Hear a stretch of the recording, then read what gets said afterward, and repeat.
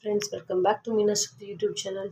இன்றைக்கி என்ன பார்க்க போகிறோன்னு பார்த்தீங்கன்னா, சௌ கடலைப்பருப்பு போட்டு கூட்டு. நான் வந்து சௌ காய் வந்து மேலே இருக்க ஸ்கின்னை நீக்கிட்டு உரித்து கட் பண்ணி வச்சுருக்கேன். கடலைப்பருப்பு வந்து ஒரு 1/2 hour ஊற வச்சு எடுத்திருக்கேன். இது தேவை வந்து வெங்காயம், தக்காளி. இதை வாங்க எப்படி செய்யணும்னு பார்க்கலாம். கடுகு போட்டாச்சு, நெக்ஸ்ட்டு கருவேப்பிலை.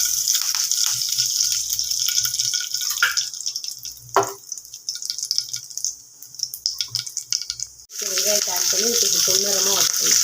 தக்காளி ஆட் பண்ணுறோம். தக்காளி வெங்காயம் மசிக்கிறதுக்கு வந்து கொஞ்சோண்டு கல்லுப்பு போட்டிருக்கேன். கல் போட்டால் சீக்கிரமாகவே தக்காளி வெங்காயம் நல்லா மசிக்கிடும். வெங்காயம் தக்காளிலாம் மசிச்சு இதெல்லாம் வந்து நம்ம கட் பண்ணி வச்சுருக்க சௌ ஆட் பண்ணணும். நெக்ஸ்ட்டு வந்து நம்ம ஊற வச்சு வச்சுருக்க இந்த கடலைப்பருப்பு. இதில் வந்து நான் வந்து சாம்பார் பொடி தான் கலக்க போகிறேன். டேஸ்ட்டு செம்மையாக இருக்கும்.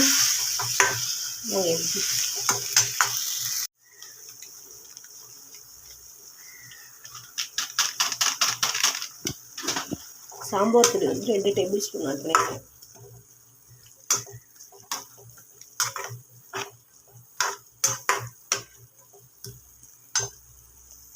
தேங்காய் பூண்டு வந்து அரைச்சி வச்சுருக்கேன். அதை வந்து இந்த சௌ அந்த இதோட சேர்த்து